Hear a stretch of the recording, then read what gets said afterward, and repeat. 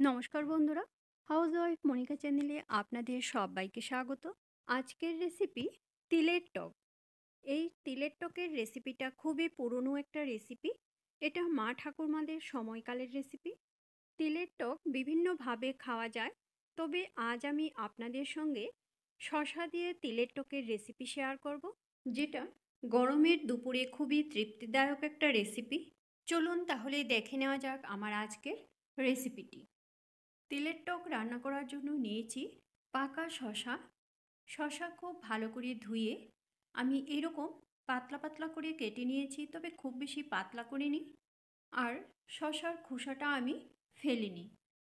আর নিয়েছি তিল। আমি এখানে সাদা তিল নিয়েছি, আপনারা চাইলে কালো তিলও ব্যবহার করতে পারেন। সবার প্রথমে শুকনো কড়াইয়ে তিল ভেজে নেব। তিল ভাজার সময় চুলার ফ্লেমটা লোতে রেখে প্রায় ৩-৪ মিনিট সময় নিয়ে আস্তে আস্তে ভাজতে হবে, তবে খুব বেশি লাল করে ভাজবেন না, হালকা করে একটু ভেজে নিলেই হয়ে যাবে। তিলের থেকে যখন গন্ধ বেরোতে শুরু করবে তখনই বুঝতে হবে যে তিল ভাজা হয়ে গেছে। দেখুন তিল ভাজা হয়ে গেছে, এখন কড়ার থেকে নামিয়ে নেব। কড়াইতে দিয়ে দিলাম 2 টেবিল চামচ সরিষার তেল। ফোড়নে দিলাম 2টো শুকনো লঙ্কা। শুকনো লঙ্কা হালকা করে একটু ভেজে নিয়ে তারপর এর মধ্যে দিয়ে দিলাম 1/4 চামচ কালো সরিষা। আপনারা চাইলে এখানে হলুদ সরিষাও ব্যবহার করতে পারেন। এখন ফোড়ন ভালো করে ভেজে নেব। ফোড়ন ভালো করে ভেজে নেওয়ার পর এর মধ্যে কেটে নেওয়া শশা দিয়ে দিলাম। টুকরো করে নেওয়া শশা দেওয়ার পর একটু নেড়ে দেব। তারপর এর মধ্যে দিয়ে দিলাম পরিমাণ অনুযায়ী হলুদ আর স্বাদ অনুসারে লবণ। এখন চুলার ফ্লেমটা লোতে রেখে হলুদ আর লবণ খুব ভালো করে নেড়ে মিশিয়ে দেব। তারপর ঢাকা দিয়ে দেব 5 মিনিটের জন্য। আর অপর দিকে আমি ভেজে নেওয়া তিলগুলি শিলনোড়ায় বেটে নিয়েছি। আমি এখানে তিল খুব মিহি পেস্ট করেছি আর এভাবে জল দিয়ে একটু গুলিয়ে রেখেছি। আর অপর দিকে লো ফ্লেমে 5 মিনিট ঢেকে রাখার পর এখন ঢাকনা সরিয়ে আবার একটু নেড়ে দেব। দেখুন শশার থেকে খুবই অল্প অল্প জল উঠতে শুরু করেছে, তবে খুব বেশি জল উঠেনি। এখন আবার ঢাকা দিয়ে দেব। আবার মিনিট 3 ঢেকে রাখার পর এখন ঢাকনা সরিয়ে আবার এভাবে নেড়ে দিতে হবে, যেন পোড়া লেগে না যায়, এদিকে খেয়াল রাখতে হবে। দেখুন শশার থেকে খুব বেশি জল উঠেনি। দেখুন শশাগুলি অনেকটাই সফট হয়ে এসেছে। এখন ভালো করে নেড়ে ভেজে নেওয়ার পর এখন আমি এর মধ্যে দিয়ে দিলাম পরিমাণ অনুযায়ী জল।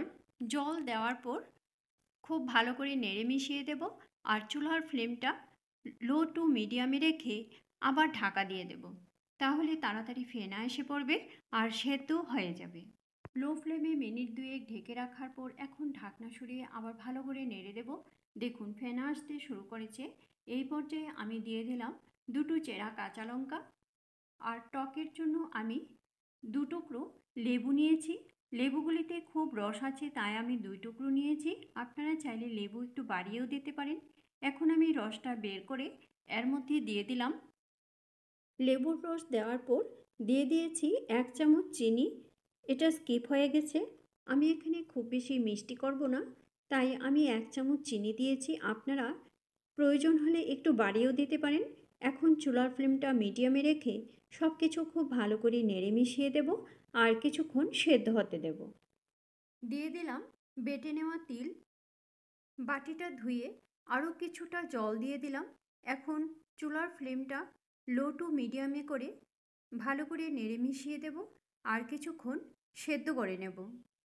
আর একটু চেক করে নেব শশাগুলি কতটুকু সেদ্ধ হয়েছে। দেখুন আরেকটু সেদ্ধ করতে হবে। দেখুন শশাগুলি একদম সুসেদ্ধ হয়ে গেছে আর টকের ঘনত্বটাও একদম ঠিকঠাক আছে। তারপর ঢাকা দিয়ে চুলার ফ্লেম বন্ধ করে 5 মিনিট স্ট্যান্ডিং টাইমে রেখে তারপর সার্ভ করব। তৈরি হয়ে গেল শশা দিয়ে তেলের টকের রেসিপি। রেসিপিটা ভালো লাগলে অবশ্যই লাইক করবেন আর বন্ধুদের সঙ্গে বেশি করে শেয়ার করবেন। এইভাবে আপনারাও বাড়িতে ট্রাই করবেন, আশা করি আপনাদের কাছেও খুব ভালো লাগবে। আর আমাকে কমেন্ট করে জানাবেন কীরকম লাগলো। আমার চ্যানেলে নতুন দর্শক বন্ধু হয়ে থাকলে চ্যানেলটা সাবস্ক্রাইব করে আমার পাশে থাকবেন আর বেল আইকনটা অবশ্যই প্রেস করে দেবেন, কেননা আমি চ্যানেলে নতুন কোনো রেসিপি দিলে রেসিপিটা আপনাদের কাছে খুব তাড়াতাড়ি পৌঁছে যাবে। আপনাদের যদি কোনো রেসিপি দেখার ইচ্ছে থাকে তাহলে কমেন্ট বক্সে অবশ্যই কমেন্ট করে জানাবেন। আমি সেই রেসিপিটা আপনাদের সঙ্গে শেয়ার করার চেষ্টা করব। আবার আসবো নতুন কোনো রেসিপি নিয়ে। ভালো থাকবেন, সুস্থ থাকবেন। ধন্যবাদ।